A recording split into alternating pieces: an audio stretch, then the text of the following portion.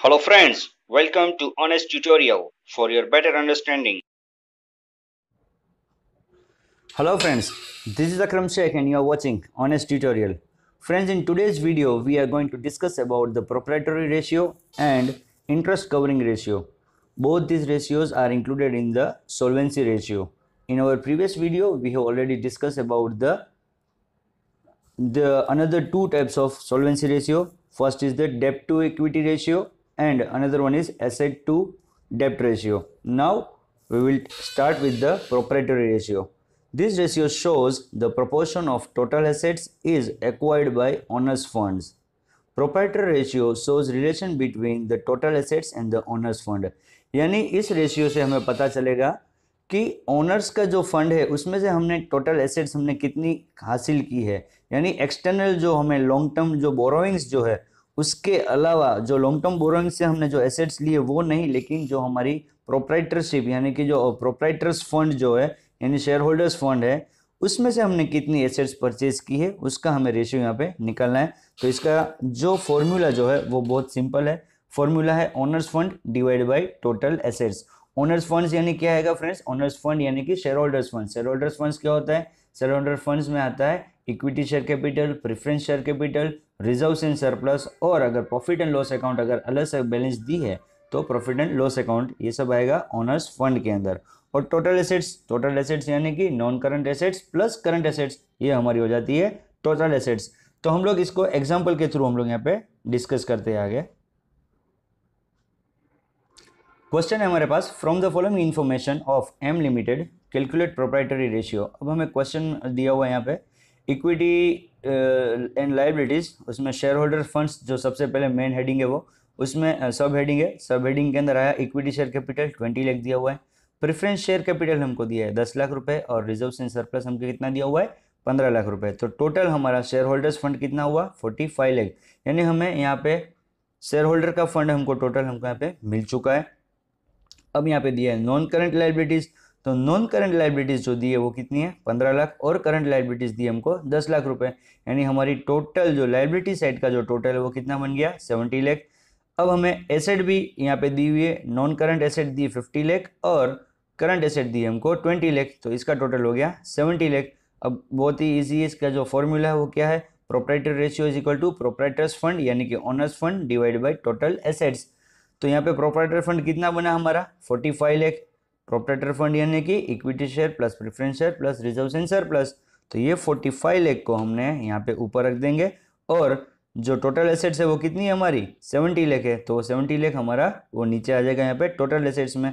तो यहाँ पे आप लोग देखिए फॉर्मूला लगा के रखा हुआ है यहाँ पे 45 लाख जो हमारा प्रोप्राइटर्स फंड और एसेट है यहाँ पे हमारी 70 लाख। तो हमारा रेशियो क्या हुआ, प्रपोर्शन क्या हो गया 0.64:1, यानी कि हमने जो एसेट्स जो परचेज की है उसमें से हमने 64% जो अमाउंट जो लगाई है एसेट परचेज करने में वो हमने हमारी शेयर कैपिटल में से हमने इसमें इन्वेस्ट किया है। इससे हमको ये साबित होता है। अब हम लोग देखेंगे इसकी जो सोल्वेंसी रेशियो है उसकी जो फोर्थ मेथड जो है वो है इंटरेस्ट कवरेज रेशियो।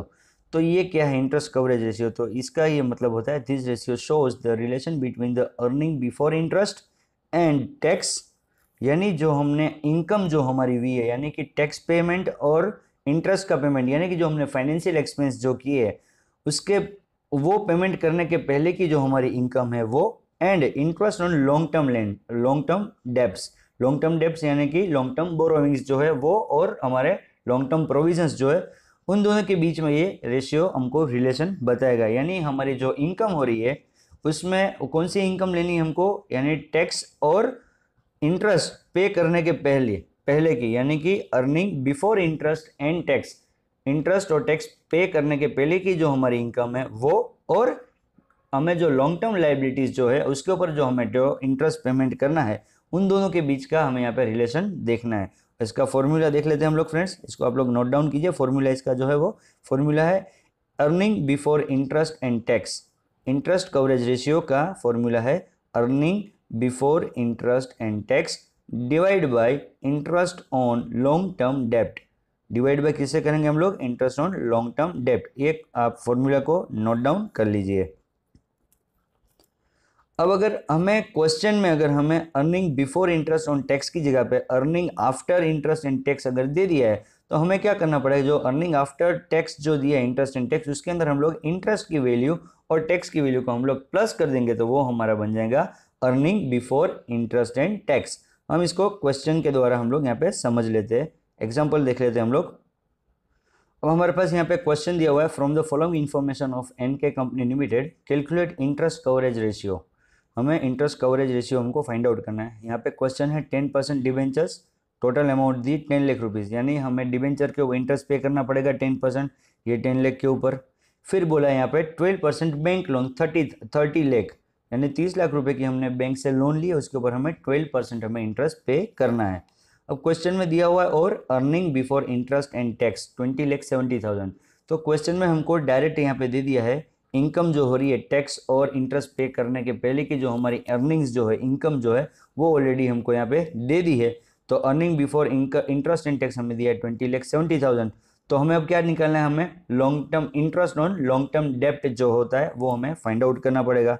तो हम लोग फाइंड आउट करते हैं, यहाँ पे डिबेंचर कितना है 10 लाख, उसका 10% इंटरेस्ट देंगे, तो 10% डिबेंचर 10 लाख के ऊपर कितना हुआ 1 लाख निकला।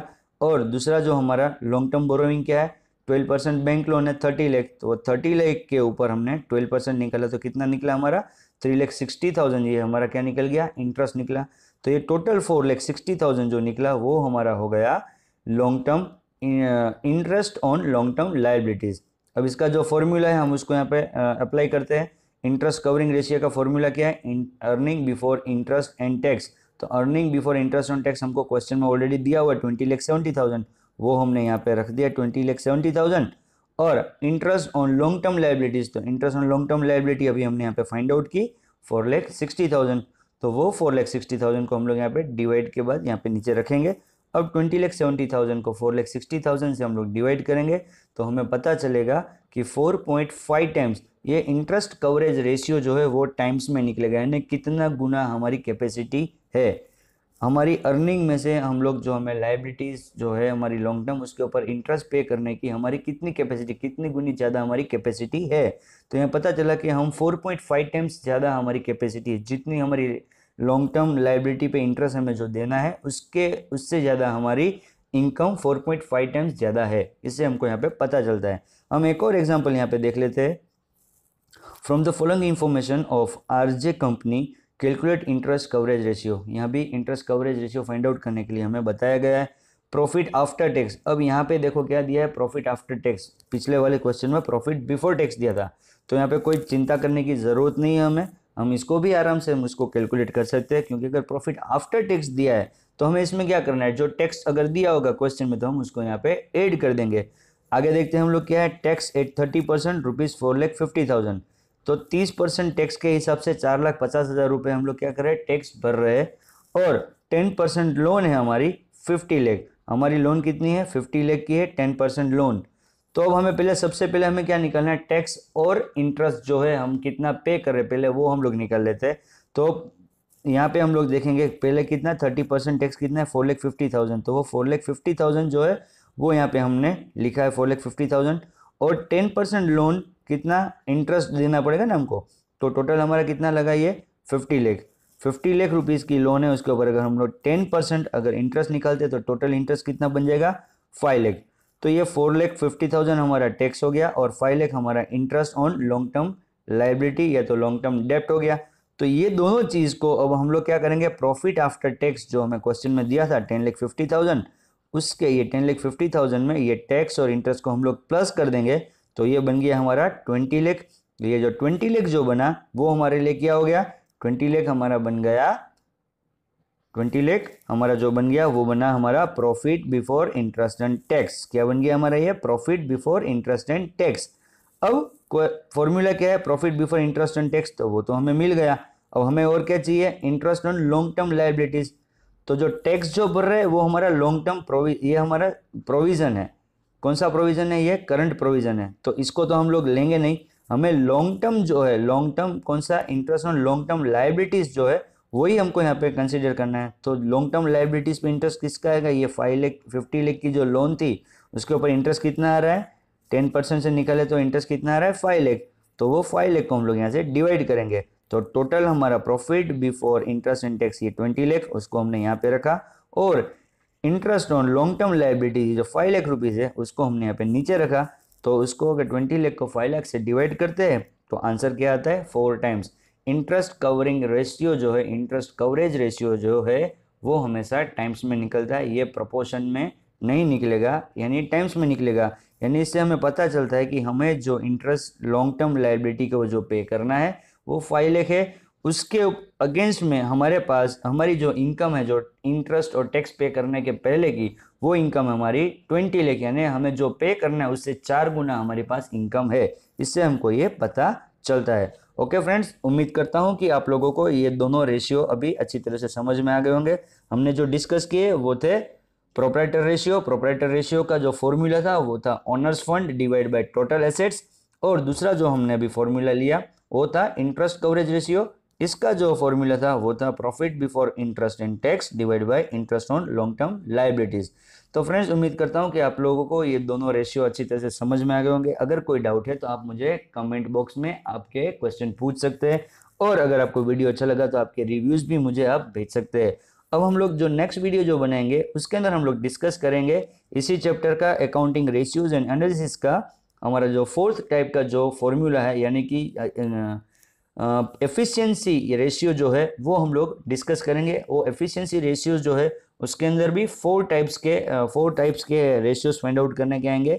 एक होगा स्टॉक टर्नओवर, फिर सेकंड होगा वर्किंग कैपिटल टर्नओवर, फिर होगा डेब्टर्स टर्नओवर एंड फिर क्रेडिटर्स टर्नओवर। तो वो हम जो कुछ एफिशिएंसी रेशियो जो है वो हम हमारे नेक्स्ट वीडियो के अंदर हम लोग कवर करेंगे। Okay friends, till then take care, bye bye.